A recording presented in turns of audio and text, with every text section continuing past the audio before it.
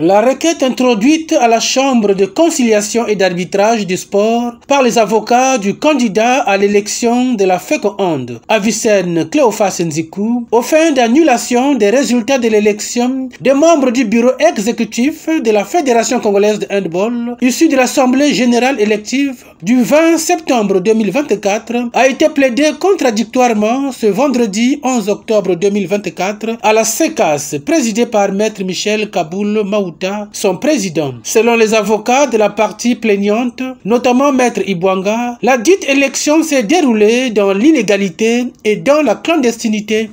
Les nouveaux membres de la commission électorale indépendante nouvellement investie ont procédé à la validation des mandats et de la liste des candidatures du candidat Ayessa Ndinga Yenge, sur laquelle se trouve inscrit le nom de M.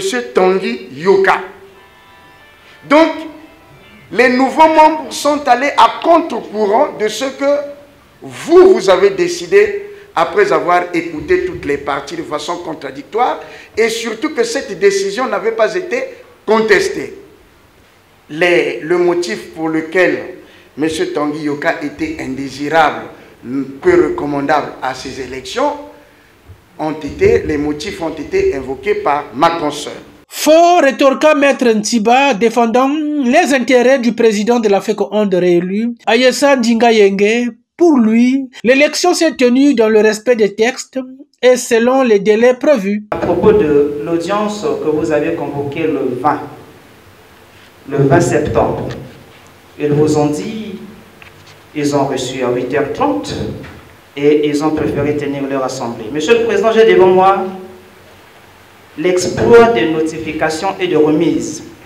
Le 20 septembre 2024, Maître Ander Borel Kabi vient servir à la Fédération congolaise de handball un exploit accompagné de la requête de M. Nzikou Avicenne qui est reçu à 11h30.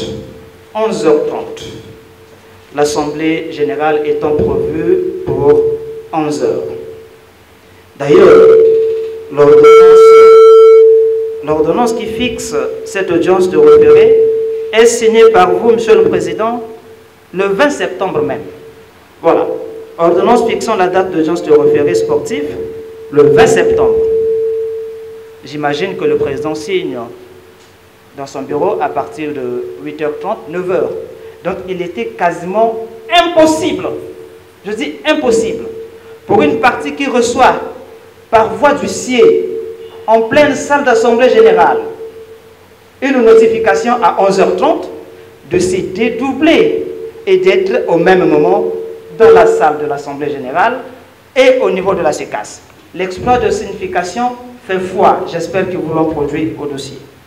Après ces plaidoiries, le président de la CECAS, Maître Michel Kaboul Maouta, a renvoyé l'affaire pour le dimanche prochain, 13 octobre, pour la délibération. Présent à l'audience, le plaignant Avicenne Cléophas Nzikou s'est dit confiant au regard des pièces à conviction versées dans son dossier.